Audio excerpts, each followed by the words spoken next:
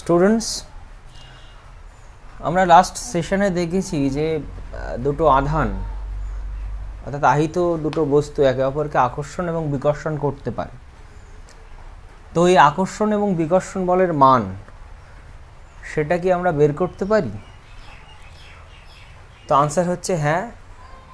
কুলম্বের সূত্র হচ্ছে আমাদের কাছে সেই অস্ত্র যেটার সাহায্যে আমরা দুটো আধানের মধ্যেকার আকর্ষণ এবং বিকর্ষণ বলের মান বের করতে পারি।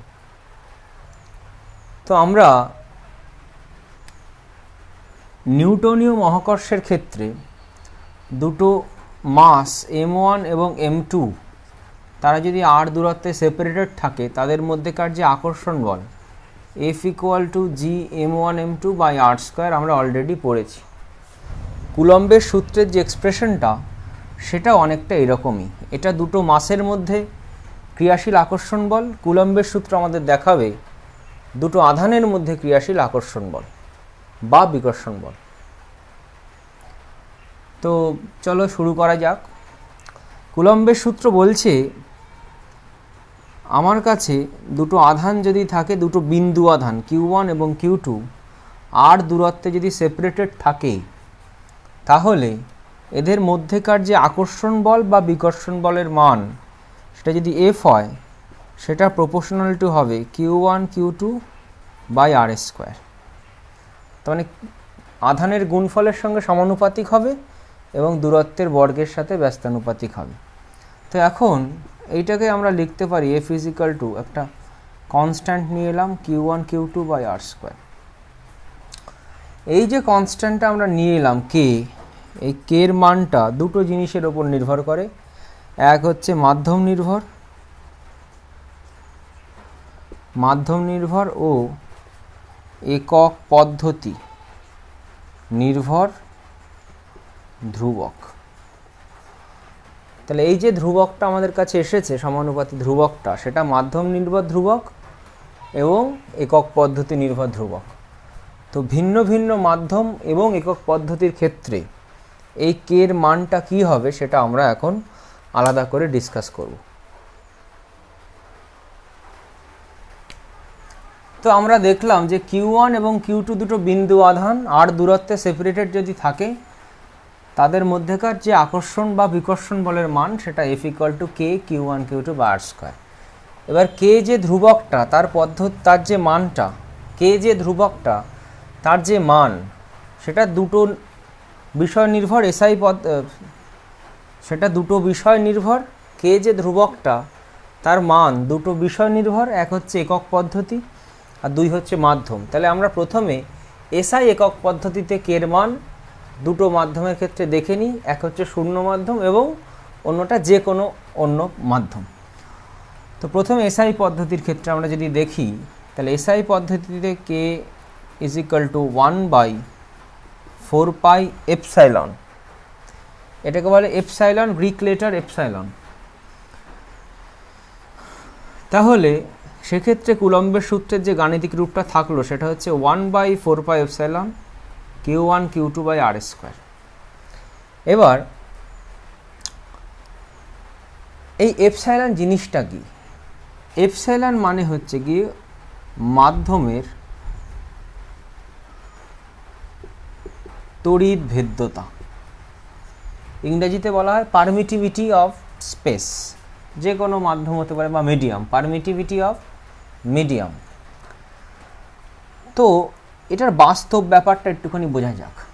এপসাইলন হচ্ছে এমনই একটা রাশি যেটা দুটো আধানের মধ্যবর্তী বিভিন্ন মাধ্যমের ওপরে এদের ওপর ক্রিয়াশীল যে ফোর্স, যে বল, সেইটাকে প্রভাবিত করে। তার মানে এখানটায় যদি আমি শূন্য মাধ্যম রাখি, এদের মধ্যেকার ফোর্স একরকম হবে, তখন এপসাইলনের মান একরকম হবে। এদের মধ্যেকার যদি আমি অন্য কোনো মাধ্যম রাখি, জল রাখি, তাদের মধ্যে এপসাইলনটা একরকম হবে, সেক্ষেত্রে ফোর্সের মানটা চেঞ্জ হয়ে যাবে। মানে সমস্ত কিছু একই থাকবে, শুধুমাত্র যে মাধ্যম আমি বারবার নিয়ে আসবো এদের মধ্যে, সেই মাধ্যমের ওপর ডিপেন্ড করে এপসাইলনের মানটা চেঞ্জ হতে থাকবে। তার মানে এপসাইলন হচ্ছে এমনই একটা রাশি যেটা ওই আধানদ্বয়ের মধ্যেকার ফোর্সকে প্রভাবিত করে, ফোর্সের মানকে প্রভাবিত করে, তার মানে এটা মিডিয়াম ডিপেন্ডেন্ট রাশি। তাহলে এটা হলো এসআই পদ্ধতিতে যে কোনো মাধ্যমের ক্ষেত্রে। তাহলে আমরা এখানে স্পেসিফিক্যালি শূন্য মাধ্যম বা বায়ু মাধ্যমটা আলাদা করে একটুখানি ডিসক্রাইব করব। শূন্য মাধ্যমের ক্ষেত্রে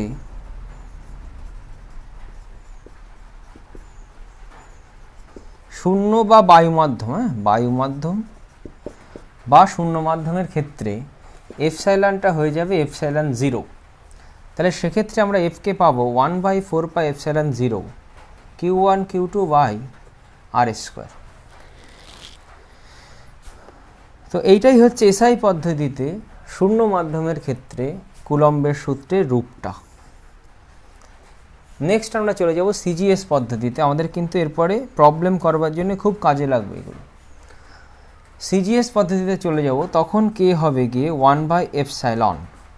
তাহলে এখানে 4 পাইটা নেই, সিজিএস পদ্ধতিতে কে আমরা নেব 1/এপসাইলন। তার মানে সেক্ষেত্রে এফ এর মান দাঁড়াবে সিজিএস পদ্ধতিতে 1/এপসাইলন Q1 Q2 by R square. যদি আমরা এখন শূন্য মাধ্যম নিয়ে আলোচনা করি সিজিএস পদ্ধতিতে, তাহলে এপসাইলন হয়ে যাবে এপসাইলন 0। কিন্তু আমাদের মনে রাখতে হবে সিজিএসে epsilon 0 is equal to 1 CGS unit, 1 CGS unit. তাহলে সেক্ষেত্রে আমরা কুলম্বের সূত্রের যে রূপটা পাই সিজিএসে, সেটা হবে এফ ইজ ইকুয়াল টু সিজিএসে এবং শূন্য মাধ্যমে, এটা হচ্ছে যে কোনো মাধ্যমে সিজিএসে। তাহলে শূন্য মাধ্যমে এপসাইলন 0 হয়ে যাবে এখানটা, কিন্তু এপসাইলন 0 মান 1। তাহলে সিম্পলি থাকবে সিজিএসে Q1 Q2 by R square. মানে সিজিএস পদ্ধতিতে যখন Q1 আর Q2 হবে ইএসইউ আধান এবং আর হবে সেন্টিমিটার, সেক্ষেত্রে আমরা ডাইন এককে যে বলটা পাবো সেটা, সেক্ষেত্রে আমরা এপসাইলন 0কে 1 বসাবো, 1 সিজিএস ইউনিট। তাহলে সিজিএস পদ্ধতিতে কুলম্বের সূত্রের যে রূপটা এইটা, অর্থাৎ দুটো বিন্দু আধানের মধ্যে ক্রিয়াশীল আকর্ষণ বল বা বিকর্ষণ বলের মান, এটা সিজিএসে যে কোনো মাধ্যমের ক্ষেত্রে, এটা হচ্ছে এসআইতে শূন্য মাধ্যমের ক্ষেত্রে 1/4πε0, আর এটা হচ্ছে এসআইতে যে কোনো মাধ্যমের ক্ষেত্রে। তো আমরা একটু বাদেই দেখবো এই যে এপসাইলনগুলো আমাদের আছে, সেই এপসাইলনগুলোকে আমরা এপসাইলন 0-র মাধ্যমে রিপ্লেস করতে পারি আর একটা পদ্ধতিতে, সেটা একটু বাদে আমরা আসছি। নেক্সট আমরা এপসাইলন 0-র একক, মাত্রা এবং মান সম্বন্ধে একটুখানি দেখে নিই। এফ ইজ ইকুয়াল টু আমরা পেয়েছি 1/4πε0 Q1 Q2 by R square. এখান থেকে এপসাইলন 0-র মানটা যদি বের করি, তাহলে এপসাইলন 0 ইকুয়াল টু এপসাইলন 0-র এক্সপ্রেশনটা বের করলে দাঁড়ায়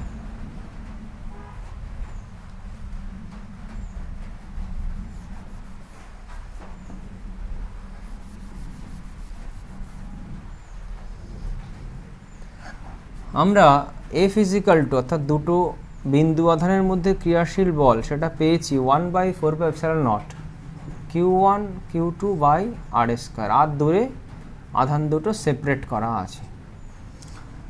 এখান থেকে আমরা এপসাইলন 0 যদি এক্সপ্রেশনটা বের করি, সেটা হবে Q1 Q2 by 4πf R square. তাহলে এবার যদি আমরা এপসাইলন 0-র ইউনিটটাকে একটুখানি এখান থেকে দেখি, এসআই ইউনিটটা যদি দেখি, তাহলে হবে কুলম্ব স্কোয়ার ওপরে 4π-এর কোনো ইউনিট হয় না, এটা হচ্ছে নিউটন, এটা হচ্ছে মিটার স্কোয়ার। তাহলে coulomb square newton inverse metre to the power -2, এটা হচ্ছে এসআই পদ্ধতিতে এপসাইলন 0-র ইউনিট। সিজিএস পদ্ধতিতে যদি আমরা বের করি, তাহলে হবে ইএসইউ আধান তার স্কোয়ার, Q1 Q2 হবে ইএসইউ আধান, এফ হয়ে যাবে ডাইন, তাহলে dyne to the power -1 centimetre to the power -2। আমরা যদি মাত্রা বের করি এপসাইলন নটের, তাহলে হবে উপরে হচ্ছে Q1 Q2 তার মাত্রা তার স্কোয়ার, কিউ এর মাত্রা হয় আইটি আমরা জানি, আধান ইন্টু টাইম, তাহলে তার স্কোয়ার হয়ে যাবে। আর নিচে হবে এফ এর মাত্রা M L T two the power -2, আর হবে L square, that would become m to the power -1 l to the power -3 I to the power 1 and T to the power 4। এটা হচ্ছে এপসাইলন জিরোর মাত্রা। পরীক্ষায় কিন্তু আসে পরীক্ষায় কিন্তু এপসাইলন জিরোর মাত্রা মাঝে মাঝে দেয়। এবার আমরা যেটা দেখব এপসাইলন জিরোর এসআই পদ্ধতিতে মান, এপসাইলন জিরো এর এসআইতে মান, এটা আমাদের একটু মুখস্থ রাখতে হবে, অঙ্ক করার সময় লাগবে। 8.854 into 10 to the power -12 SI unit, তার মানে coulomb square newton inverse metre to the power -2। এটা হচ্ছে এপসাইলন জিরোর মান এসআইতে। অঙ্ক করতে আমাদের খুব কাজে লাগে 1/4 এপসাইলন জিরোর এই মানটা, তাহলে এই মানটাও আলাদা করে আমরা একটুখানি মুখস্থ রাখবো। 1/4 এপসাইলন জিরো, অর্থাৎ এইটাকে এপসাইলন জিরোর মানটা যদি আমরা জানতে পারি এটা, তাহলে 1/4 এপসাইলন জিরো ইজিলি বের করা যাবে। এটার মান আসে 9 ইন্টু 10 টু দি পাওয়ার 9, এবং এর ইউনিটটা কী হবে 1/এপসাইলন জিরোর যে unit coulomb to the power -2 newton metre square, এটা হবে 1/4 এপসাইলন জিরোর মান। এটা কিন্তু আমাদের অঙ্ক করতে এরপরে কাজে লাগবে খুব। তো নেক্সট আমরা এবার চলে যাব কুলম্বের সূত্রের কিছু লিমিটেশনস আছে, সেই লিমিটেশনসগুলো আমরা একটু দেখব।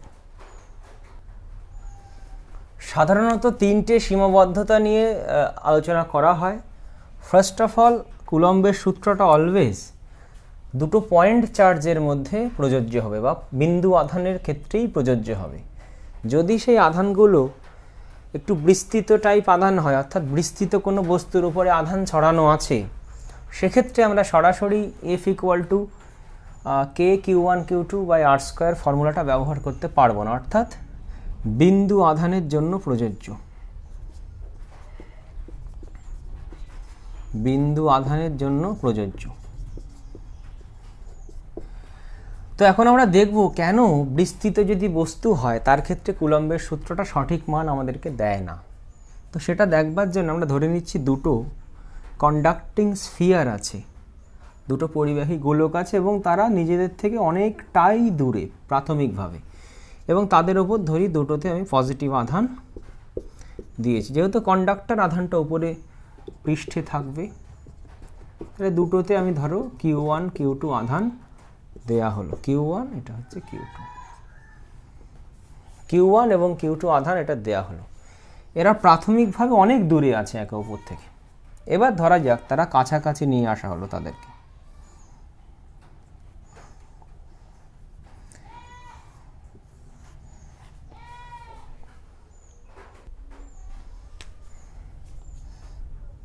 এবার ধরা যাক তাদেরকে কাছাকাছি নিয়ে আসা হলো, তাহলে যেই কাছাকাছি গোলক দুটো চলে আসবে, এর পজিটিভ আধান আর এর পজিটিভ আধান একে অপরকে বিকর্ষিত করবে, ফলে এর পজিটিভ আধানটা চাইবে ওর থেকে যতটা দূরে সম্ভব সরে থাকা যাক।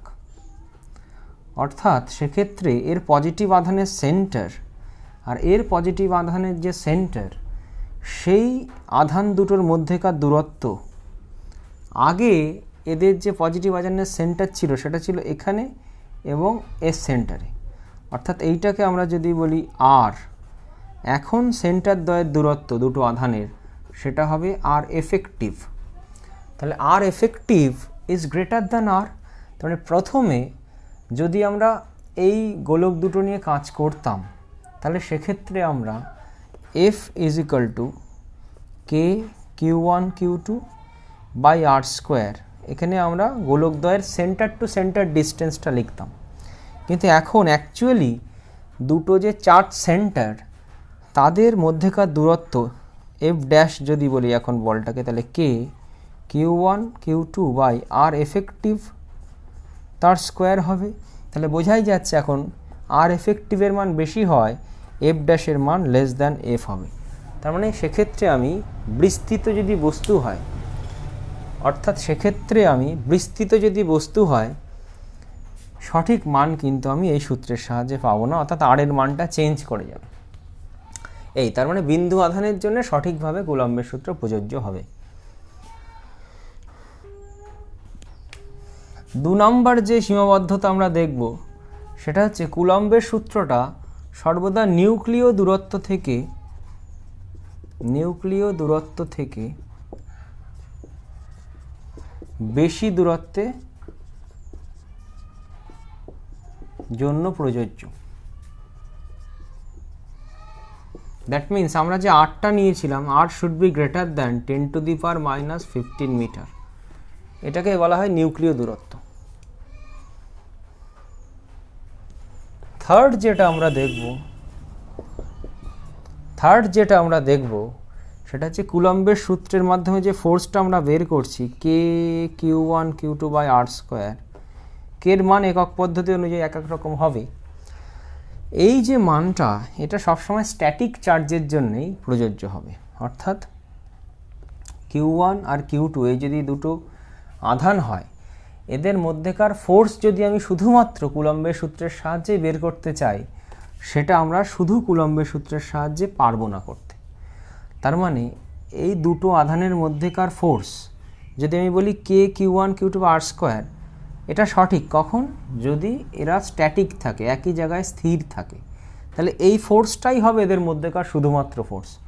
কিন্তু যদি এরা মুভ করতে থাকে, বললাম এটা V1 ভেক্টরে, এটা বললাম V2 ভেক্টর বেগে, এদিকে যাচ্ছে ওদিকে যাচ্ছে, V2 বেগে মুভ করছে, সেই ক্ষেত্রে কিন্তু এই যে চার্জটা মুভ করছে, এই চার্জ মুভ করার জন্য এই চার্জ তার চারপাশে একটা ম্যাগনেটিক ফিল্ড তৈরি করে, এই চার্জও তার চারপাশে একটা ম্যাগনেটিক ফিল্ড তৈরি করে। তাহলে আমি বলতে পারি সেই ম্যাগনেটিক ফিল্ড এই চার্জকে বল দেবে, আবার এর দ্বারা তৈরি ম্যাগনেটিক ফিল্ড এই চার্জকে বল দেবে। তার মানে যখন চার্জ মুভ করতে থাকবে, তখন একটা চার্জ আর একটা চার্জের ওপর যেমন ইলেকট্রোস্ট্যাটিক ফোর্সও দেয়, যেটা কুলম্বের সূত্র থেকে আমরা পাই, সেরকম ম্যাগনেটিক ফোর্সও কিন্তু আমরা পেতে পারি। অর্থাৎ মুভ যখন চার্জ করবে, তখন ম্যাগনেটিক ফোর্স এবং ইলেকট্রোস্ট্যাটিক ফোর্স দুটোই কিন্তু চার্জের ওপর অ্যাপ্লাইড হবে। তখন শুধুমাত্র কুলম্বের সূত্র আমার ওর ওপর টোটাল ফোর্সটা দিতে পারবে না।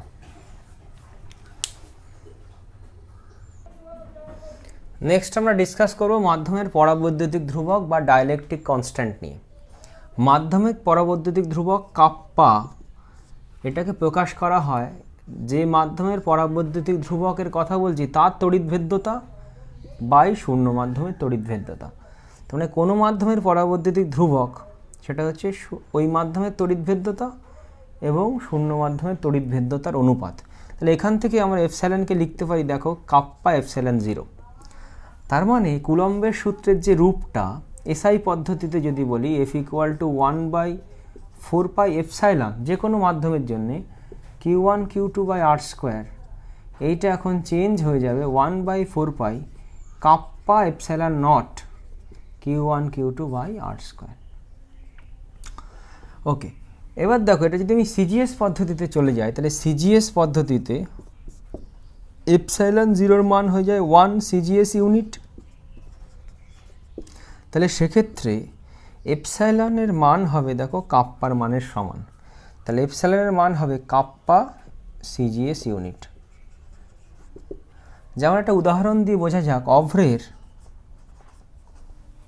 অভ্রের কাপ্পা 5.4 হয়। তুমি দেখতেই পাচ্ছ কাপ্পার কোনো ইউনিট নেই। এপসাইলন যা, এপসাইলন 0 ইউনিটও তাই হবে, কাপ্পা কিন্তু ইউনিটলেস। তার মানে কাপ্পা 5.4 অভ্রের, সেক্ষেত্রে এপসাইলন হবে সিজিএসে, এপসাইলন হবে 5.4 সিজিএস ইউনিট। এবার যদি আমরা এসআইতে দেখি, তাহলে এসআই পদ্ধতির ক্ষেত্রে দেখো এপসাইলন = কাপ্পা এপসাইলন নট, তাহলে এপসাইলন = কাপ্পা এপসাইলন নট মানে হচ্ছে 8.854 × 10⁻⁻12 এসআই ইউনিট। তার মানে শূন্য মাধ্যমের যা এপসাইলন হবে তার কাপ্পা গুণ হবে অন্য কোনো মাধ্যমের তড়িৎভেদ্যতা বা এপসাইলন, সেটা এসআই পদ্ধতিতে। শূন্য মাধ্যমের যা এপসাইলন অর্থাৎ এপসাইলন নট, তার সঙ্গে কাপ্পা গুণ করে দেবো আমি এসআই পদ্ধতিতে, ওই মাধ্যমের যে এপসাইলন তড়িৎভেদ্যতা সেটা আমি পেয়ে যাব। তার মানে অভ্রের ক্ষেত্রে যদি জিনিসটাকে দেখি, তাহলে অভ্রের কাপ্পা বলেছে 5.4 হয়ে যাবে। তাহলে অভ্রের ক্ষেত্রে যে এপসাইলনটা হবে 5.4 গুণ শূন্য মাধ্যমের যে এপসাইলন সেটা এসআই ইউনিট। এটা হবে অভ্রের ক্ষেত্রে পরাবৈদ্যুতিক অপারেটরের ক্ষেত্রে তড়িৎভেদ্যতার মান। ঠিক আছে,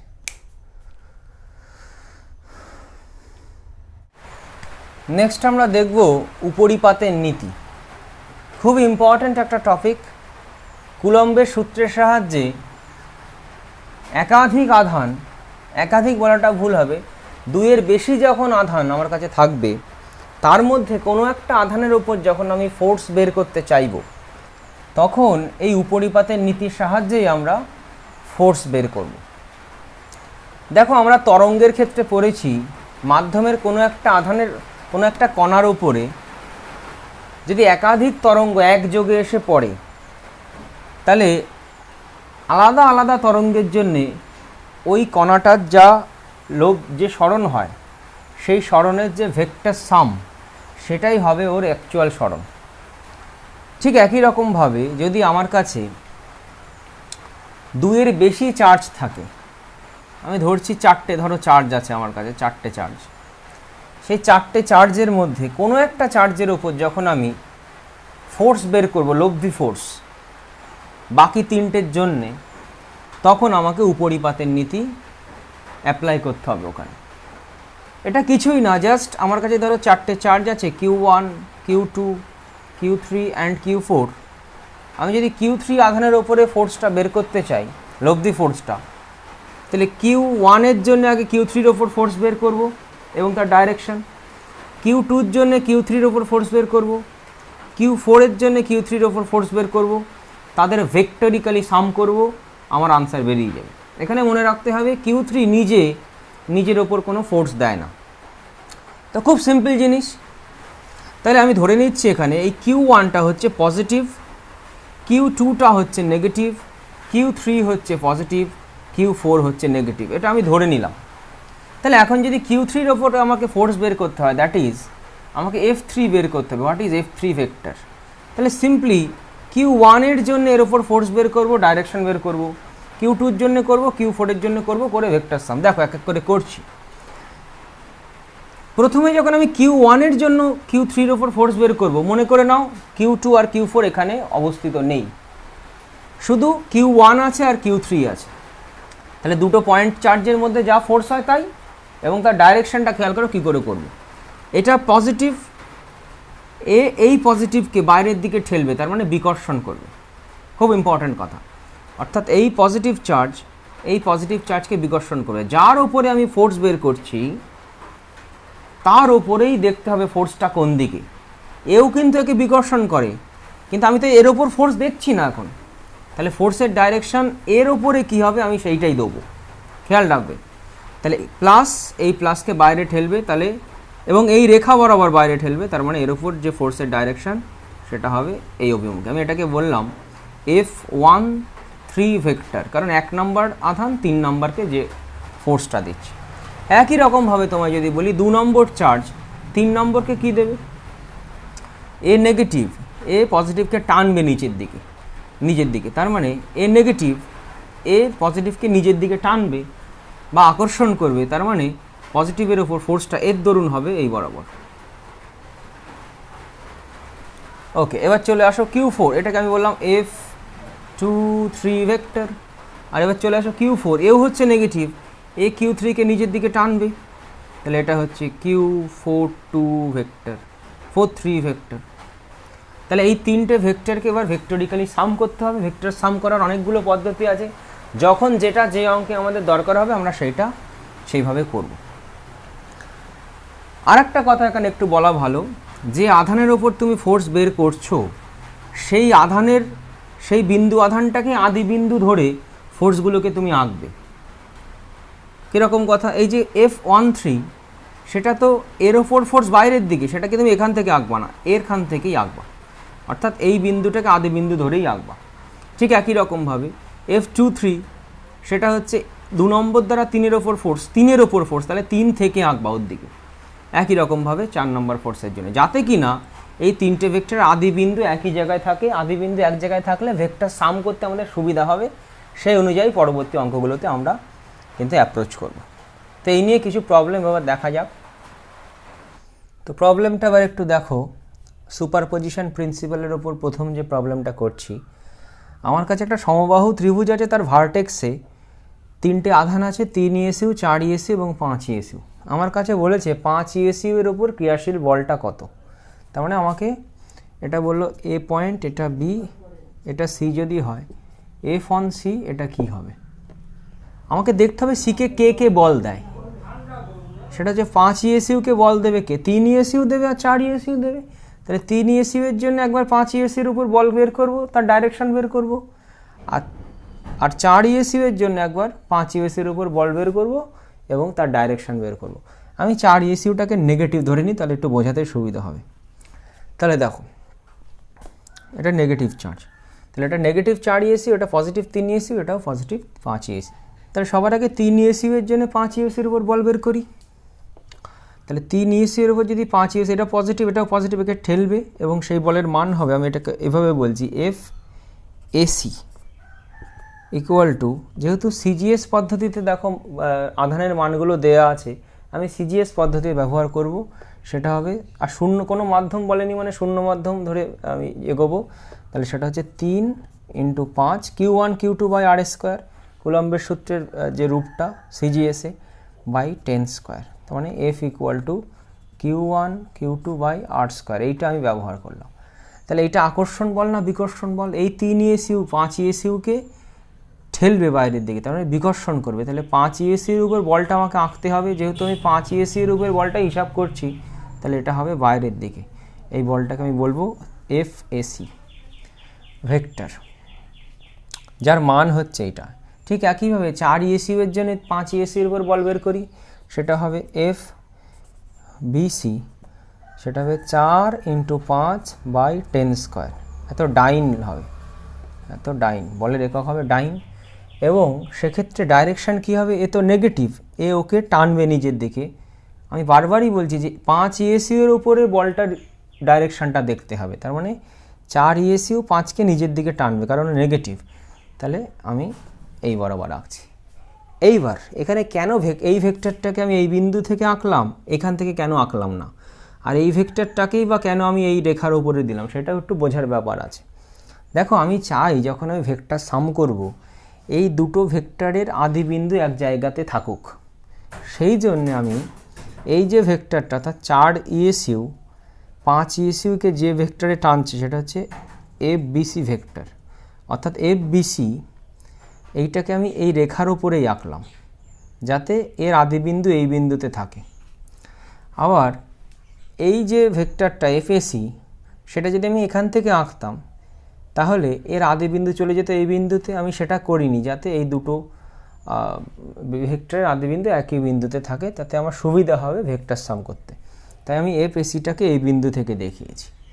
এই তাহলে দেখো এদের মধ্যেকার এখন অ্যাঙ্গেল কত হবে, এটা তো সমবাহু ত্রিভুজ, তাহলে এটা 60, তাহলে এটা 120 ডিগ্রি।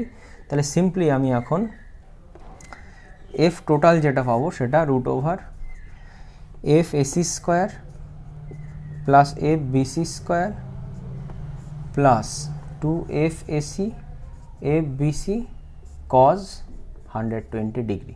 জাস্ট মান বসিয়ে দিতে হবে, ডাইন এককে আমার আনসার চলে আসবে। তো এটা সুপারপজিশন প্রিন্সিপালের একেবারে একটা প্রিলিমিনারি অঙ্ক। জাস্ট দেখো 3টে চার্ট ছিল, এর উপরে আমি ফোর্স বের করেছি, এর জন্য ফোর্সের মান ডিরেকশন, এর জন্য ফোর্সের মান ডিরেকশন বের করে ভেক্টর সাম করে দিলাম।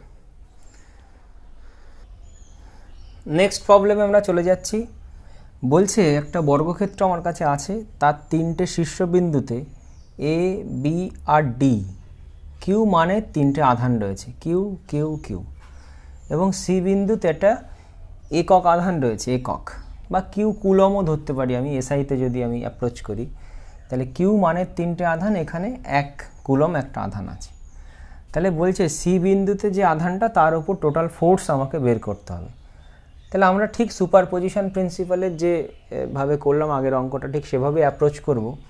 তাহলে দেখো প্রথমত দেখব যে এই যে একক আধানটা, তার উপর কে কে ফোর্স দিচ্ছে। প্রথমত দিচ্ছে এই কিউ, তারপরে এই কিউ, তারপরে এই কিউ। তাহলে এই দুটো কিউয়ের জন্য আগে 1-এর ওপর ফোর্সটাকে বের করে নিই। তাহলে এও পজিটিভ, এও পজিটিভ, তাহলে এই 1কে ঠেলবে বাইরের দিকে।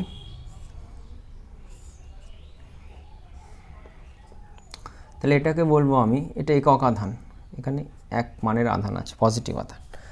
তার মানে এই কিউ এই 1কে বাইরের দিকে ঠেলবে, তাহলে সেইটাকে আমি এই বিন্দু থেকে আঁকলাম যাতে আদি বিন্দু দুটোকে আমি এক করতে পারি ভেক্টরের। তাহলে এটাকে আমি বলবো এফ ডি ভেক্টর বললাম, কারণ ডি বিন্দুতে অবস্থিত আধানের জন্য এর ওপর ক্রিয়াশীল বল এফ ডি ভেক্টর। আর এও কী করছে, ঠেলছে বাইরের দিকে, তাহলে এটাকে আমি বললাম এফ বি ভেক্টর। এটাই যদি নেগেটিভ আধানে আহিত হতো তাহলে এই ফোর্সটা হতো উল্টো দিকে, তখন আমরা অন্যভাবে অ্যাপ্রোচ করতাম। তাহলে আগে আমি এই দুটো ভেক্টরের লব্ধিকে বের করে নিই। দেখো এফডির মান যেটা এখান থেকে হবে, এফডির মান সেটা হবে 1/4πε0 কিউ ইন্টু 1/a স্কোয়ার। আর এফ ডির মান, এফ ডি অর্থাৎ এইটা, এফ বি এর মান যদি আমি বলি সেটা ওই সেমই হবে। দেখো 1/4πε0 কিউ ইন্টু 1/a স্কোয়ার। তাহলে এফ বি আর এফ ডি মানের সমান, তাহলে আমি পেলাম এফ বি সমান সমান এফ ডি। এদের যে মডিউলাস দুটো সেটা সেম, তার মানে এই যে দুটো ভেক্টরের দৈর্ঘ্য সেম, তার মানে এই দুটোর যে লব্ধি হবে, এই দুটোর যে লব্ধি হবে সেটা একটা বর্গক্ষেত্রের কর্ণ হবে। তাহলে এইটা হবে, তাহলে এটাকে আমি বলবো কি √2 ইন্টু এফ ডি, কারণ √/এফ D square plus F B square হবে এই দৈর্ঘ্যটা, এবং এফ বি আর এফ ডি সমান, তাহলে রুটের মধ্যে থাকছে F B square plus F B square, তাহলে √2 ইন্টু এফ বি সমান সমান √2 ইন্টু এফ ডি। তাহলে √2 এফ ডি হচ্ছে এই কর্ণটার দৈর্ঘ্য। তার মানে এই দুটো যে ভেক্টর অর্থাৎ এই দুই আধান কিউ আর এই কিউ, তাদের জন্য আমার বলটা বেরিয়ে গেল √2 ইন্টু এফ ডি, এবং সেটা হলো কোন বরাবর, এই যে কর্ণ, এই যে বর্গক্ষেত্র তার কর্ণ বরাবর। তার মানে আমি যদি বলি এই কর্ণটা এর সাথে কত অ্যাঙ্গেল সৃষ্টি করবে, নিশ্চয়ই 45 ডিগ্রি অ্যাঙ্গেল সৃষ্টি, তাহলে সমকোণী সমদ্বিবাহু ত্রিভুজ। তাহলে এখন পড়ে রয়েছে আমার এই আধানটা, তাহলে এই আধানের জন্যে, কিউ আধানের জন্যে সি এর ওপর ক্রিয়াশীল যে বল সেটা হবে এফ এ বললাম, সেটাকে এও পজিটিভ এও পজিটিভ, তাহলে এও একে কী করবে, বাইরের দিকে ঠেলবে। তাহলে এখান থেকে আদি বিন্দু করার জন্য আমি বাইরের দিকে আঁকছি ওটাকে, তাহলে এটাই আমার হবে এফ এ ভেক্টর। আর এই যে ভেক্টরটা অলরেডি ওখানে ছিল সেটাকে আমি বললাম এফ বিডি ভেক্টর, অর্থাৎ বি বিন্দুর আধানের জন্য আর ডি বিন্দুর আধানের জন্য ক্রিয়াশীল বল। তাহলে এটা এফ বিডি ভেক্টর, এটা এফ এ ভেক্টর, তারা দেখছি একই দিকে রয়েছে। তাহলে এখন এফ এর মানটা যদি আমি বের করতে পারি, সেটা বিডির সাথে সিম্পল যোগ করে দেবো, আমার আনসার বেরিয়ে যাবে। তাহলে এফ এ হচ্ছে গিয়ে 1/4πε0 কিউ ইন্টু 1 এই ডিস্টেন্সের স্কোয়ার, কারণ কিউ আর 1-এর মধ্যে দূরত্ব হচ্ছে এটা, সেটা তো এই বর্গক্ষেত্রটার কর্ণটা, তাহলে সেটা হচ্ছে √2a তার হোল স্কোয়ার। তাহলে 1/4πε0 q/2a স্কোয়ার, এটা হচ্ছে এফ এ।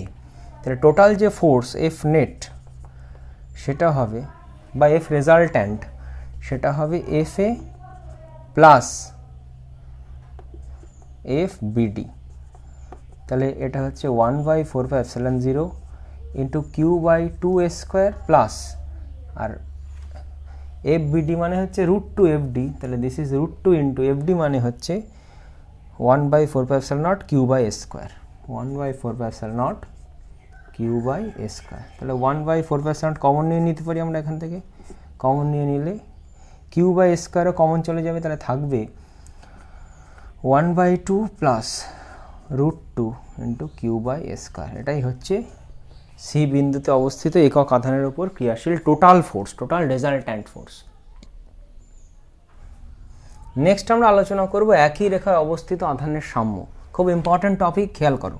ধরে নিচ্ছি আমি আমার কাছে একটা পজিটিভ কিউ আধান আছে এবং তার থেকে কিছুটা দূরে পজিটিভ আর একটা আধান আছে পজিটিভ 2 ক্যাপিটাল কিউ, এবং এদের মধ্যে কোনো একটা বিন্দুতে মাইনাস কিউ স্মল কিউ একটা আধান আমি এনেছি, এবং তারা এই সিচুয়েশানে তিনজনই সাম্যাবস্থায় আছে। তাহলে তিনটে চার্জই, তিনটি আধান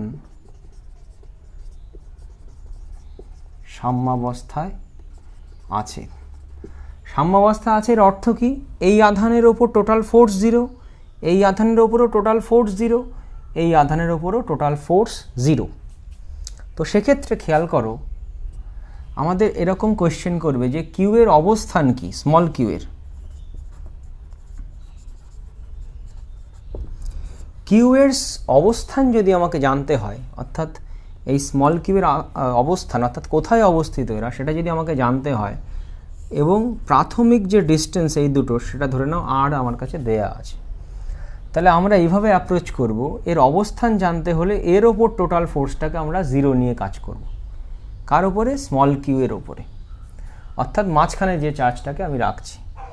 তো এর অবস্থান বের করার জন্য আমি ধরে নিচ্ছি সেটা 2q আধান থেকে x পরিমাণ দূরে আছে, তাহলে নিশ্চয়ই কিউ আধান থেকে r মাইনাস এক্স পরিমাণ দূরে আছে, সেটা সেমি হোক বা মিটার হোক কিছু একটা হবে।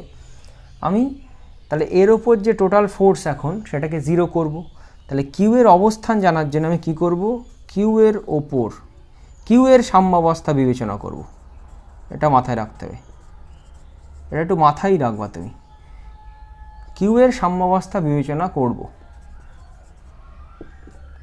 তাহলে কিউ এর সাম্যাবস্থা বিবেচনা করলে আমি দেখো কী পাচ্ছি, কিউ এর সাম্যাবস্থার ক্ষেত্রে এর ওপরে এই প্লাস কিউ যা ফোর্স দিচ্ছে এদিকে, কারণ এ কে টানবে প্লাস এ মাইনাস, ও নিজেকে এ ওকে টানবে, আর এটাও প্লাস এ মাইনাস, তাহলে এও একে টানবে।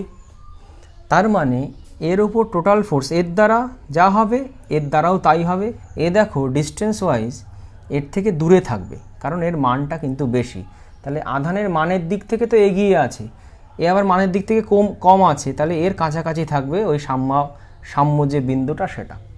তাহলে সেক্ষেত্রে আমি কী লিখতে পারি দেখো, 1/4πε0 এর ওপর টোটাল ফোর্স এর দ্বারা Q into small q by r minus x তার স্কোয়ার। এই যে ফোর্স এটা এর দ্বারা গিভেন ফোর্সের সমান হবে 1/4πε0 2q into small q by x square.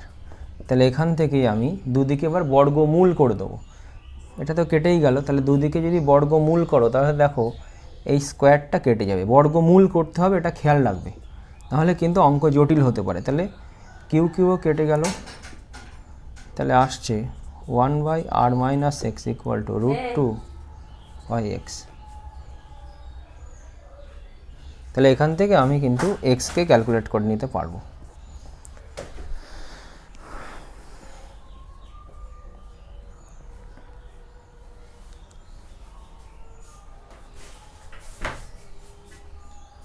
আসছি, যাও আমি আসছি পরে, যাও।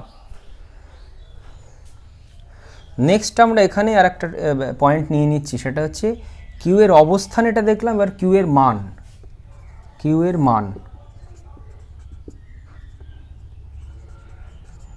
কিউ এর অবস্থান আমরা বের করে নিলাম, কিউ এর মান। কিউ এর মান বের করবার জন্যে এই প্রান্ত কোনো একটা চার্জের ওপর সাম্যটাকে তোমায় বিবেচনা করতে হবে, প্রান্তের কোনো চার্জের ওপর, সেটা তুমি 2q নিতে পারো অথবা ক্যাপিটাল কিউ নিতে পারো, যে কোনোটা। তাহলে আমি ক্যাপিটাল কিউটা নিয়ে কাজ করছি। তাহলে এর ওপর সাম্য কেন প্রতিষ্ঠিত হয়েছে খেয়াল করো, এই নেগেটিভ আধানটা ওকে নিজের দিকে টানছে, আর এই 2q আধানটা ওকে বাইরের দিকে ঠেলছে।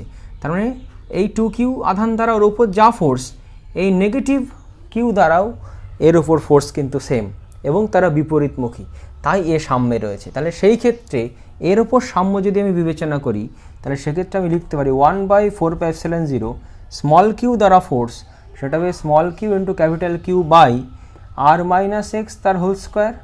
মনে রাখতে হবে আমি কিন্তু এক্স অলরেডি পেয়ে গেছি আগে, সমান সমান 2q দ্বারা এখন ওর ওপর ফোর্স সেটা বাইরের দিকে, তাহলে 2q into Q by total distance সেটা হচ্ছে আর স্কোয়ার। তাহলে যেহেতু আমি এক্স পেয়ে গেছি, তাহলে আমি এই টোটাল জিনিসটা জানি, এখান থেকে দেখো আমি কিউ এর মানটা কিন্তু ক্যাপিটাল কিউ এর রেসপেক্টে ক্যালকুলেট করতে পারবো। ঠিক আছে, মাথায় থাকে যেন। এই তাহলে এই হচ্ছে একই রেখায় অবস্থিত আধানের সাম্য। তাহলে সাম্যের ক্ষেত্রে আমরা কিউ এর অবস্থান এবং মান দুটোই কিন্তু বের করতে পারলাম। এখন যদি বলে তোমাকে এই যে সাম্যাবস্থায় আছে, সেই সাম্যাবস্থাটা সুস্থির সাম্যাবস্থা নাকি অস্থির সাম্যাবস্থা, এইটা জানবার জন্য আমরা যেটা করি, এই বিন্দু থেকে সামান্য একে যে কোনো দিকে একটু ডিসপ্লেস করো। তাহলে এই যে কিউটা তাকে যদি সামান্য এদিকে ডিসপ্লেস করি, এরকম জায়গায় যদি নিয়ে আসি, তাহলে 2q এর দ্বারা এর যে আকর্ষণ বল, সেই আকর্ষণ বলটা এখন বেড়ে যাবে, আর ক্যাপিটাল কিউ এর দ্বারা সেও তো আকর্ষণ বল, সেই আকর্ষণ বলটা তুলনামূলক কমে যাবে। তার মানে ও 2q এর দিকে ছুটতে শুরু করে দেবে, তার মানে ও আর আগের অবস্থায় ফিরে আসবে না। তাহলে এটা কি হবে, অস্থির সাম্যের উদাহরণ হবে। আবার একই কথা যদি আমি বলি ক্যাপিটাল কিউ এর দিকে কিছুটা ডিসপ্লেস করতাম, তাহলে ক্যাপিটাল কিউ এর জন্য ক্রিয়াশীল বলটা বেড়ে যেত, আর 2q এর জন্য ক্রিয়াশীল বল কমে যেত। তার মানে ও কিন্তু ওই ক্যাপিটাল কিউ এর দিকেই ছুঁকতে শুরু করতো, সেটাকেও আমরা কি বলতাম, অস্থির সাম্য। কিন্তু এখন একটা সিচুয়েশান নিচ্ছি, খেয়াল করো, যেখানে সুস্থির সাম্য প্রতিষ্ঠিত হতে পারে। সেটা ধরলাম এটা কিউ, এটাও কিউ, ঠিক মিড সেকশানে একটা আধান আছে, সেটা ধরলাম সেটাও প্লাস কিউ, সেটা ধরলাম প্লাস কিউ। তাহলে এই ক্ষেত্রে এ ধরি সাম্যাবস্থায় রয়েছে। তাহলে দেখো এর উপর ক্রিয়াশীল বল দুটো কেমন, এটা 1 নম্বর যদি বলি, এটা 2 নম্বর যদি বলি, তাহলে F1 হবে এদিকে, কারণ এ ওকে ঠেলবে, এও প্লাস এও প্লাস এও প্লাস, আর 2 নম্বর ওকে ওই দিকে ঠেলবে। তাহলে দেখো এটাকে যদি সামান্য এদিকে ডিসপ্লেস করি, তাহলে এর দ্বারা যে বিকর্ষণ বল সেটা বেড়ে যাবে, আর এও তো কি, এও বিকর্ষণ বল দিচ্ছে ওদিকে, কিন্তু এর দ্বারা বিকর্ষণ বলটা তো বেড়ে গেছে, তার মানে ও আরও এইদিকে যেই ছেড়ে দেবো ও আবার এইদিকে সরতে শুরু করবে। আবার যদি এদিকে ডিসপ্লেস করতাম, তাহলে এর দ্বারা তখন বিকর্ষণ বল বেড়ে যেত, যার ডাইরেকশান হচ্ছে ওই দিকে, রাইটের দিকে। তাহলে সেক্ষেত্রেও কিন্তু ও ছেড়ে দেওয়ার পরে ওই দিকেই মুভ করবে, তার মানে ও সাম্যাবস্থানের দিকে যেতে থাকবে। তার মানে এই ক্ষেত্রে যে সাম্যটা, সেটাকে আমরা বলবো সুস্থির সাম্য।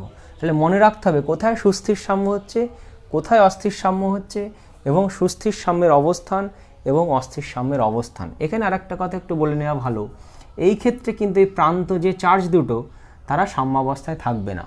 তাহলে এরা রয়েছে এখানে কি করে, ধরা যাক দুটোকে মাউন্ট করা আছে কিছুর সাথে বাঁধা আছে, সেই অবস্থাতে আমি এর উপরে ফোর্সটা দেখছি ক্যাপিটাল কিউ এর ওপরে। তাহলে এই দুটো কিন্তু এখানে সাম্যাবস্থায় থাকবে না। সেটা কেন থাকবে না তাও একটু বলে দিই। এই যে প্লাস কিউ একে কি করছে, বাইরে ঠেলছে, আবার এই প্লাস ক্যাপিটাল কিউ এও তো বাইরে ঠেলছে, তাহলে এর ওপর কিন্তু ফোর্স দুটো বিপরীতমুখী হচ্ছে না। এর ক্ষেত্রে একই জিনিস প্রযোজ্য, কিন্তু এই সিচুয়েশানে কিন্তু সেটা হয়েছিল। তাহলে মাথায় রাখতে হবে যে চার্জের প্রকৃতি দেখে আমি বুঝতে পারবো যে প্রান্তের চার্জ দুটো তারা সাম্যাবস্থায় থাকবে কি থাকবে না, এটাও মাথায় রাখার দরকার। নেক্সট আরেকটা সাম্যাবস্থার সিচুয়েশান আমরা একটু দেখে নিই, যেখানে প্রান্তের যে চার্জ দুটো রয়েছে তাদের প্রকৃতি ডিফারেন্ট। অর্থাৎ এটা ধরি প্লাস কিউ এবং এটা রয়েছে -2q। তাহলে এটা মাইনাস এটা প্লাস, প্রকৃতি ডিফারেন্ট হলো প্রান্তের। থার্ড একটা চার্জ, সেটা পজিটিভও হতে পারে বা নেগেটিভও হতে পারে, সেটাকে এদের সংযোগকারী রেখার কোথায় রাখলে সে সাম্যাবস্থায় থাকবে, তার মানে তার উপর কোনো ফোর্স অ্যাক্ট করবে না, নেট ফোর্স 0 হবে। তাহলে ইন্টারনাল কোনো একটা পয়েন্ট যদি আমরা চুজ করি, ধরো এখানে কোনো একটা পয়েন্ট, সেটা মাঝখানে হতে পারে, যে কোনো জায়গায় হতে পারে। তাহলে এখানে যদি একটা পজিটিভ চার্জকে আমি রাখি, থার্ড যে চার্জটা, সেই পজিটিভ চার্জটা এই পজিটিভ চার্জ দ্বারা কী হবে, বিকর্ষিত হবে বাইরের দিকে, এই নেগেটিভ চার্জ দ্বারা আকর্ষিত হবে। তার মানে পজিটিভ চার্জ একই অভিমুখী ফোর্স ফিল করছে ইন্টারনাল কোনো পয়েন্টে, তাহলে ওখানে ওর উপর টোটাল ফোর্স 0 হওয়া সম্ভব নয়। আবার আমি ধরলাম এটা নেগেটিভ চার্জ যদি হতো, তাহলে পজিটিভ চার্জ ওকে নিজের দিকে টানতো, আকর্ষণ করতো, এই নেগেটিভ চার্জ সেটা ওকে বাইরের দিকে ঠেলতো, তাহলেও ইন্টারনাল যে কোনো পয়েন্টের ক্ষেত্রে নেগেটিভ চার্জও একই দিকে ফোর্স ফিল করছে, তাহলেও সাম্যাবস্থায় থাকা পসিবল নয়। প্রান্তের চার্জ যদি আলাদা নেচারের হয়, তাহলে ইন্টারনাল কোনো পয়েন্টে তৃতীয় কোনো বিন্দু, তৃতীয় কোনো আধান সাম্যাবস্থায় থাকতে পারবে না। তাহলে বাইরের কোনো বিন্দুতে সাম্যাবস্থা তৈরি হয় কিনা দেখি। ধরো এই পয়েন্টের কথা বিবেচনা করছি, অর্থাৎ বহিস্থ কোনো পয়েন্ট, সেটা হচ্ছে ক্যাপিটাল কিউ থেকে লেফটের দিকে আছে। তাহলে এরকম কোনো পয়েন্টে যদি পজিটিভ চার্জকে আমি রাখি, তাহলে এই পজিটিভ চার্জ ওকে ঠেলবে বাইরের দিকে, এই নেগেটিভ চার্জ ওকে টানবে, তাহলে বিপরীতমুখী ফোর্স সৃষ্টি হচ্ছে, তাহলে সাম্যাবস্থায় থাকতে পারে। আবার নেগেটিভ চার্জ যদি করি, সেক্ষেত্রে হতে পারে এখানে যদি নেগেটিভ চার্জ রাখি, সেম সিচুয়েশান অ্যারাইজ করবে, এই নেগেটিভ চার্জ ওকে বাইরে ঠেলবে আর এই পজিটিভ চার্জ ওকে নিজের দিকে টানবে, তাহলে বিপরীতমুখী ফোর্স হচ্ছে, সাম্যাবস্থায় থাকতে পারে।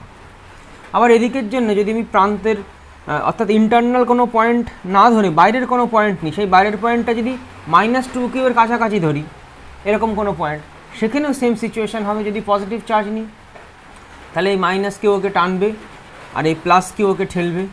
একই রকম যদি নেগেটিভ চার্জ নিই, -2q ওকে বাইরে ঠেলবে, +q ওকে নিজের দিকে টানবে, তাহলে বিপরীতমুখী ফোর্স বাইরে কোনো পয়েন্টে সৃষ্টি হচ্ছে। তার মানে প্রান্তের যে চার্জ দুটো তাদের যদি নেচার ডিফারেন্ট হয় তাহলে সাম্যাবস্থার পয়েন্ট সেটা ইন্টারনাল কোনো পয়েন্টে হবে না, বাইরে কোনো পয়েন্টে হবে। তাহলে এখন দেখতে হবে বাইরে কোন পয়েন্টে হবে, সেটা কি এই দিকে হবে, 2q এর কাছাকাছি হবে নাকি +q এর কাছাকাছি হবে। আনসার খুব ইজি, খেয়াল করো এই ডিস্টেন্সটা আমি ধরে নিলাম, এদের মধ্যে যে ডিস্টেন্স এটা আর আমাকে বলেই দেওয়া থাকবে যে চার্জ দুটো ইনিশিয়ালি আছে। এখন খেয়াল করে দেখো তৃতীয় যে চার্জ সেটা যদি স্মল কিউ হয়, সেটা আমি পজিটিভ ধরে নিচ্ছি, তুমি নেগেটিভও ধরতে পারো, কোনো অসুবিধা নেই। সেটা যদি পজিটিভ কিউ হয়, সেই পজিটিভ কিউকে আমি যদি এই ক্যাপিটাল কিউ এর কাছে রাখি তাহলে সেটা সবসময় 2q থেকে, এটা যদি x দূরত্বে হয়, আমি তো এই দূরত্বটা যদি x ধরি, তাহলে সেটা 2q থেকে সবসময় r+x দূরে থাকবে। তাহলে ক্যাপিটাল কিউ এর কাছে থাকলে সেটা 2q থেকে সবসময় দূরে থাকবে, r+x দূরে। এখন দেখো এই দুটো প্রান্তের যে চার্জ 2q আর q, তার মধ্যে ম্যাগনিটিউড অনুযায়ী কার বেশি, কার অ্যাডভান্টেজ বেশি? নিশ্চয়ই 2q এর মান বেশি, 2q is greater than q। তার মানে এ তো মানের দিক থেকে এগিয়েই আছে।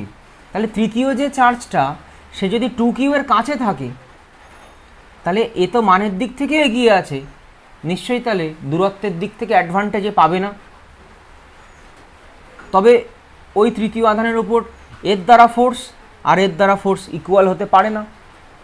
তাহলে নিশ্চয়ই সাম্যাবস্থার যে বিন্দুটা, অর্থাৎ সাম্য বিন্দুটা এখানে, সেটা ক্ষুদ্রতর যে আধান আছে তার কাছাকাছি হবে এবং এদের মানে নেচার দুটো তো আলাদা, কিউ আর 2q এর, তাদের সংযোগকারী রেখার বাইরে কোনো বিন্দুতে হবে।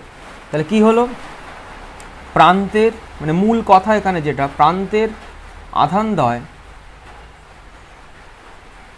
আধানদ্বয়ের প্রকৃতি,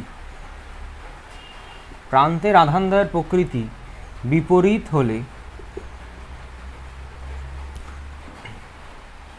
সাম্য বিন্দুটি এদের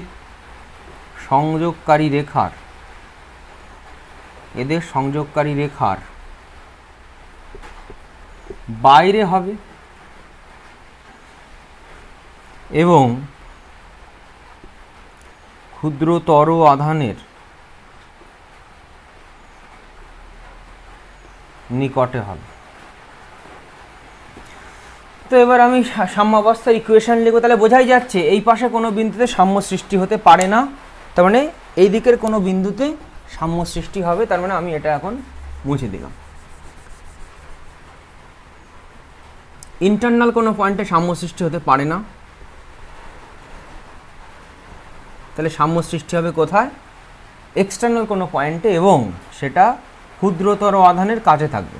তাহলে সেক্ষেত্রে সাম্যাবস্থার যে ইকুয়েশান আমি লিখব, স্মল কিউ ধরো আমি এখানে রেখেছি, সেটা ধরো পজিটিভ নেগেটিভও হতে পারে। তাহলে পজিটিভের ওপর এর দ্বারা ফোর্স যা হবে, এই স্মল কিউ এর ওপরে এর দ্বারা ফোর্স যা হবে, স্মল কিউ এর ওপর এর দ্বারা ফোর্স তাই হবে, এবং দেখতে পাচ্ছি সেটা বিপরীতমুখী। তাহলে ইকুয়েশন কি হবে আমাদের? ইকুয়েশন হবে small q capital Q by, আমি এক্স দূরে ধরেছি x² is equal to small q 2q by r+x তার হোল স্কোয়ার।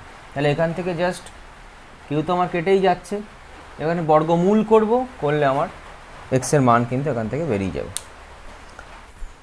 নেক্সট আমরা আর একটা সাম্যাবস্থার সিচুয়েশন নেব, সেটা হচ্ছে ঝোলানো আধানের সাম্য বা সাসপেন্ডেড যে চার্জ তাদের যে ইকুইলিব্রিয়াম, সেইটা নিয়ে একটু আলোচনা করব। দেখো আমি ধরে নিচ্ছি দুটো সিল্কের সুতোর মাধ্যমে দুটো পিথ বলকে, তাদের মধ্যে আধান রয়েছে Q1 এবং Q2, তাদেরকে ঝোলানো হলো, একই সুতোর দৈর্ঘ্য L, এটাও বললাম L। এইবার সাম্যাবস্থায় কি, প্রাথমিক অবস্থায় কি হবে? তারা ছিল একই জায়গায় ছিল দুটো পিথ বল। এবার তাদের মধ্যে যেহেতু সমপ্রকৃতির চার্জ আছে Q1 Q2, তারা একে অপরকে বিকর্ষণ করে একটা নির্দিষ্ট ডিস্টেন্সে গিয়ে স্থির হয়ে যাবে। তাহলে সেই সিচুয়েশনে আমি যদি ধরি যে উল্লম্বের সাথে এই অ্যাঙ্গেল সৃষ্টি করেছে থিটা, তাহলে এদিকটাও অ্যাঙ্গেল সৃষ্টি হবে থিটা। এখানে একটা জিনিস মাথায় রাখার বিষয়, সেটা হচ্ছে অনেক সময় এই সুতো দুটোর মধ্যেই অ্যাঙ্গেল বলে দেয় থিটা, আবার অনেক সময় উল্লম্বের সাথে অ্যাঙ্গেল বলে দেয় থিটা। তো কোনটা বলছে সেটাই কিন্তু তোমাকে কেয়ারফুল থাকতে হবে, কোনটা থিটা বলে দিচ্ছে, দুটো সুতোর মধ্যে থিটা বলেছে অ্যাঙ্গেল নাকি উল্লম্বের সাথে অ্যাঙ্গেল থিটা বলেছে। তো এই সিচুয়েশানে দুটো চার্জই একটা নির্দিষ্ট দূরত্বে গিয়ে পারস্পরিক বিকর্ষণ বলের জন্যে স্থির অবস্থায় রয়েছে এখন, তাহলে সাম্যাবস্থায় আছে। তাহলে কোনো একটা চার্জের সাম্যাবস্থা তোমাকে এখন বিবেচনা করতে হবে। আমি এই চার্জটার সাম্যাবস্থা বিবেচনা করি, তাহলে দেখো এর ওপর কী কী ফোর্স অ্যাপ্লাই হচ্ছে। প্রথমত এ সুতোর সাথে কানেক্টেড, তার মানে সুতোর টান রয়েছে টি। অভিকর্ষের এফেক্টের জন্যে এর যদি ভর এম হয় তাহলে নিচের দিকে রয়েছে এমজি, আর এর ওপর এর বিকর্ষণ বল রয়েছে বাইরের দিকে, কারণ এ প্লাস এও প্লাস ধরে নিচ্ছে আমি পজিটিভ দুটোই, নেগেটিভও হতে পারে, একই জিনিস হবে নেগেটিভ হলেও, এও প্লাস তাহলে বাইরের দিকে কুলম্বীয় ফোর্স সেটা আমি ধরছি এফ। একই চার্জ যদি না হতো এদের প্লাস প্লাস বা মাইনাস মাইনাস যদি না হতো তাহলে নিশ্চয় ওরা বিকর্ষণ করে দূরে যেত না, তার মানে এদের চার্জটা সেম আছে। তাহলে টিকে যদি আমি এখন লম্ব উপাংশে ভেঙে নিই তাহলে এটা যদি থিটা হয়, দিস ইজ অলসো থিটা, তাহলে এটা হবে টি কস থিটা, এটা হবে টি সাইন থিটা। তাহলে এদিকে ফোর্স সমান ওদিকে ফোর্স, তাহলে এফ ইজ ইকুয়াল টু আমি পাচ্ছি টি সাইন থিটা, আর ওপরে পাচ্ছি টি কস থিটা সমান নিচে ফোর্স সেটা হচ্ছে এমজি। তাহলে এফ ইজ ইকুয়াল টু কি 1/4πε0, বা এখান থেকে একটা ইকুয়েশন আমরা রেডি করতে পারি, তারপর এফ এর মানটা বসাচ্ছি। খেয়াল করো, যদি এটাকে ভাগ করে দিই T sine theta by T cos theta, তাহলে আমরা পাচ্ছি tan theta equal to F by MG. এই ইকুয়েশনটা তুমি মুখস্থই রাখবো। সাসপেন্ডেড যখন চার্জ হবে উল্লম্বের সাথে থিটা অ্যাঙ্গেলে যখন তারা সাম্যাবস্থায় আছে তখন tan theta equal to F by MG মুখস্থই রাখবে। এবার আমি এখান থেকে মান বসাতে পারি, অতএব tan theta equal to F মানে হচ্ছে, আমি এসআই পদ্ধতি যদি ইউজ করি 1/4πε0 Q1 Q2 by R square, what is R, এই ডিস্টেন্সটা হচ্ছে আর আমি ধরলাম, বাই এমজি। এবার আর সাধারণত অনেক সময় বলে দেওয়া থাকে না, আমাকে এল এবং থিটার মাধ্যমে বের করে ফেলতে হয়। দেখো এই যে ত্রিভুজটা আমি পাচ্ছি এইটুকুনি r/2, এটা এল এটা থিটা, তাহলে r/2 is equal two L sine theta, লম্ব সমান সমান অতিভুজ ইন্টু সাইন থিটা, অথবা এখান থেকে R equal to 2l sine theta. তাহলে এই মানটা আমাকে এখানে পুট করতে হতে পারে বিভিন্ন অঙ্কের ক্ষেত্রে। তাহলে 1/4πε0 Q1 Q2 by R square means 2l sine theta তার whole square whole by MG. অনেক সময় থিটার মান বের করতে দিতে পারে এবং বিভিন্ন কিছু চাইতে পারে এখান থেকে, যেটা বলে দেবে যেটা চাইবে সেটা আমাকে এখান থেকে বের করতে হবে। ঠিক আছে, তো এই ওরিয়েন্টেড একটা কোয়েশ্চেন এবার করা যাক। দেখো বলছে দুটো পিত বলকে কিউ এবং কিউ আধান দেওয়া হয়েছে, একই মানের আধান, এল দৈর্ঘ্যের সুতোর সাহায্যে তাদেরকে ঝোলানো ছিল। প্রথমে পারস্পরিক বিকর্ষণের জন্য তারা এক্স দূরত্বে গিয়ে স্থির হয় এবং প্রত্যেকটা পিত বল এখন উলম্বের সাথে থিটা অ্যাঙ্গেল সৃষ্টি করেছে, এই বলে দিয়েছে কোয়েশ্চেন। এবার বলছে থিটা যদি খুব ক্ষুদ্র হয় তাহলে দেখাও এক্স ইজ ইকাল টু এইটা, যেখানে পিত বলগুলোর মাস হচ্ছে এম প্রত্যেকটার, আর এদের সেন্টার টু সেন্টার ডিস্টেন্স হচ্ছে এক্স। ঠিক আছে, তাহলে করি যে কোনো একটা পিত বলের ওপর সাম্যাবস্থাটাকে আমি বিবেচনা করি। দেখো এটার ওপর করি, সুতোর টান হচ্ছে টি, এদিকে এই কিউ একে এই দিকে ফোর্স দিচ্ছে ইলেকট্রোস্ট্যাটিক ফোর্স এফ, আর পৃথিবী ওকে টানছে এমজি বলে। তাহলে টি এর দুটো অংশে ভেঙে নিই, টি কস থিটা, এটা থিটা হলো এটাও থিটা, তাহলে এটা টি সাইন থিটা। টিকে দুটো লম্ব উপাংশে ভাঙলাম, তাহলে আগের মতোই লিখবো T sine theta is equal to F, T cos theta is equal to MG, therefore tan theta is equal to F by MG. এবার খেয়াল করো, আমাকে কিউ স্কোয়ারের সাহায্যে লিখতে বলেছে, তার মানে এফকে নিশ্চয়ই আমাকে ভাঙাতে হবে। এবং দেখো এখানে কোনো 4πε0 এই ধরনের কোনো টার্ম নেই, তাহলে বুঝতে হবে যে সিজিএস পদ্ধতিতেই ওরা চাইছে আনসারটা। তার মানে এফ এর মান আমরা জাস্ট লিখব Q square by Q1 Q2 মানে কিউ স্কোয়ার বাই এদের মধ্যেকার ডিস্টেন্স এক্স, তাহলে q square by x square by M g, this is tan theta. এবার ট্যান থিটা মানে এখান থেকে কী দাঁড়ায় দেখো, লম্ব বাই ভূমি, কিন্তু ভূমি সম্বন্ধে আমাদের কোনো আইডিয়া নেই, আমাদের এলের মাধ্যমে আনসার চাইছে। আবার থিটা বলেছে ক্ষুদ্র, তাহলে ট্যান থিটাকে আমি সাইন থিটা লিখতে পারি, থিটা ক্ষুদ্র হলে, ঠিক আছে, tan theta nearly equal to sine theta. তাহলে আমরা লিখতে পারি tan theta nearly equal to sine theta is equal to Q square by x square whole by M g, বা সাইন থিটাকে আমি লিখতে পারি কি লম্ব বাই অতিভুজ, তাহলে লম্ব কোনটা এক্স বাই টু, অতিভুজ হচ্ছে L, this is X by two whole by L equal to Q square by x square M G. তাহলে এখান থেকে এক্সের মান বের করো, তাহলে X cube is equal to থাকছে বজ্রগুণ করলে 2l into Q square by M G, therefore X equal to এটা হোল টু দি পাওয়ার 1/3।